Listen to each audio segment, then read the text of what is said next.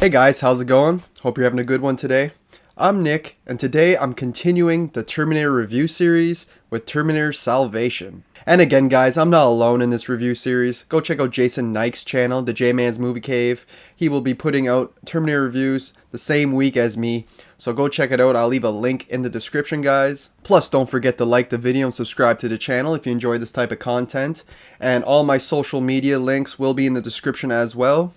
Without further ado, let's get into it.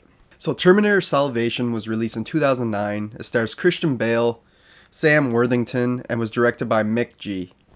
Right off the bat, I just want to say rest in peace Stan Winston. This was the last film that he worked on. He's a great special effects artist, known for T1, T2, Aliens, parts of The Thing, Jurassic Park. I mean, this guy is the best in the business. And unfortunately, this was the last film he worked on before he passed.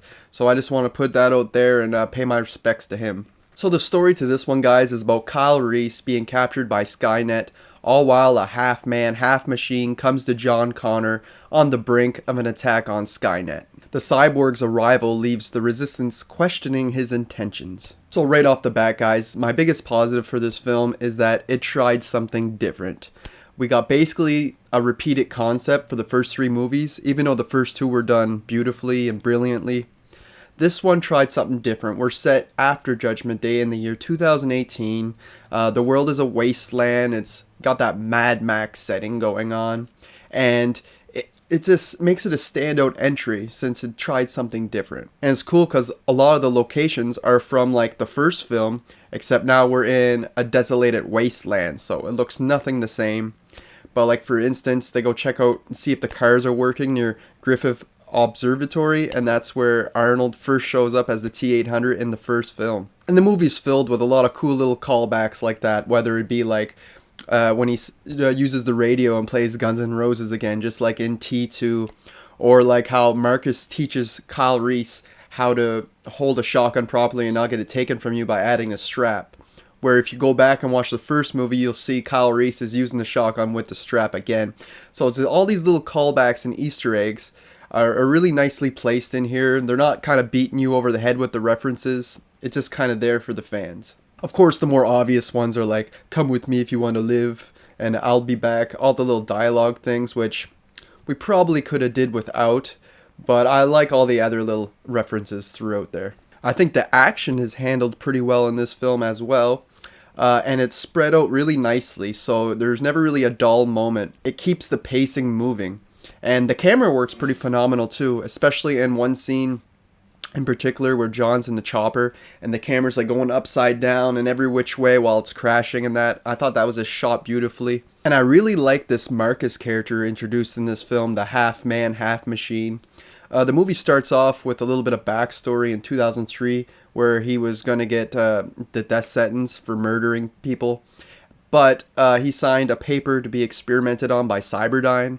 So right there you know that there's something wrong with this guy. Even though he seems to be pure and good throughout the film, he is part machine and he was created by Cyberdyne. So right there you know something's up. This makes him a very mysterious character and you're never quite sure on what his true intentions are. But I do like the whole fact that this guy was a very bad person as a human. He was a murderer and all that.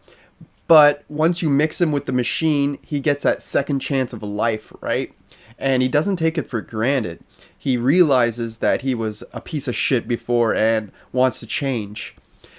And he's pretty much battling with the machine versus the human side of him being like the good and evil, right? And at one part of the movie, he makes this real friendship with this Blair Williams character, which I think she is great, never gets talked about. One of my favorite side characters, actually, in the entire franchise.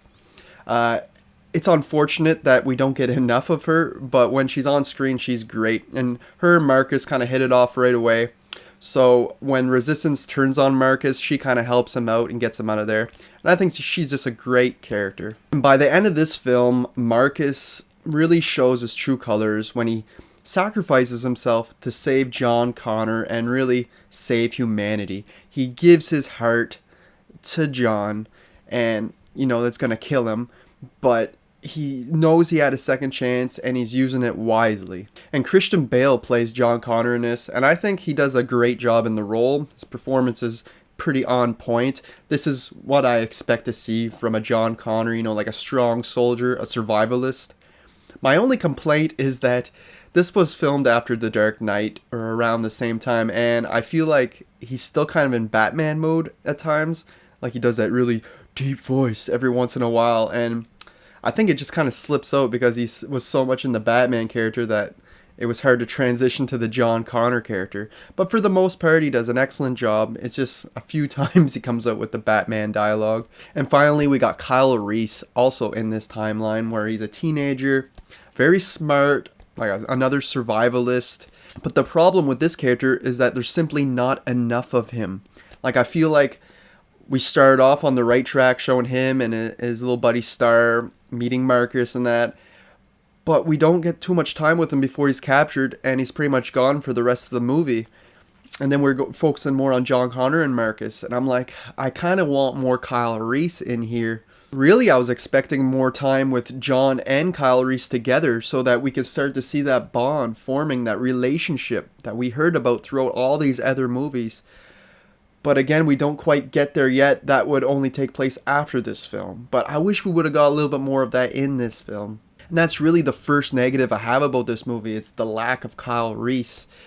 And he just gets captured and taken away, and we barely see him again. While I do enjoy the direction that this movie took with its story-wise, I feel like it's far from perfect. Apparently there was rewrites where John Connor wasn't in the movie as much before, but since Christian Bale signed up for the movie and he was becoming this huge star, that they wrote in a lot more John Connor into the film.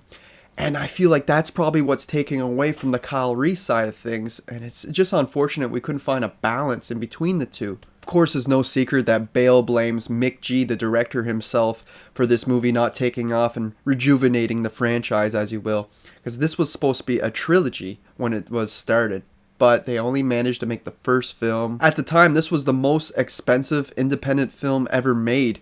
Close to $200 million was put into this without studio backing, which is impressive. But it's unfortunate and didn't really take off. And all in all, like I said, this is not a perfect film. If you look for it, you're going to find a ton of plot holes, like why does Skynet kidnap Kyle Reese? Why doesn't he just kill him on the spot? That would solve a lot of their problems. And little things like that where it's just like, this doesn't really make any sense. Why are they capturing them for like cellmates? Like, Skynet just wants to take over everything and kill all humans, so there's really no point of this. Yes, they do use humans for some slave work and for their skin, for the robots, but that didn't really seem to be the case for Kyle Reese. It seems like they just took him, hoping that John will come after him or whatever, but few plot holes here and there, but all in all, it's a fairly satisfying sequel in this franchise. And if I'm going to have to go ahead and give this movie a rating, I'm going to give it a solid 7 out of 10. It's not perfect, it's not terrible, but it's a good sequel to this franchise, which doesn't happen very often, unfortunately. I would have been really interested to see where this franchise would have went if they would have continued with this trilogy, though, because I imagine it would have led up to the point where they send the T-800 and Kyle Reese back in time, like at the first movie. I'm sure it would have led up to that. And that would have been real interesting, but unfortunately we did not get that trilogy. This movie did not do as well as they thought, and we're left with just this one film. So guys, let me know down below what you think of Terminator Salvation. Do you love it? Do you hate it? And where around does it rank in this franchise for you? I'd love to hear it down in the comments down below. And until next time, thanks for watching.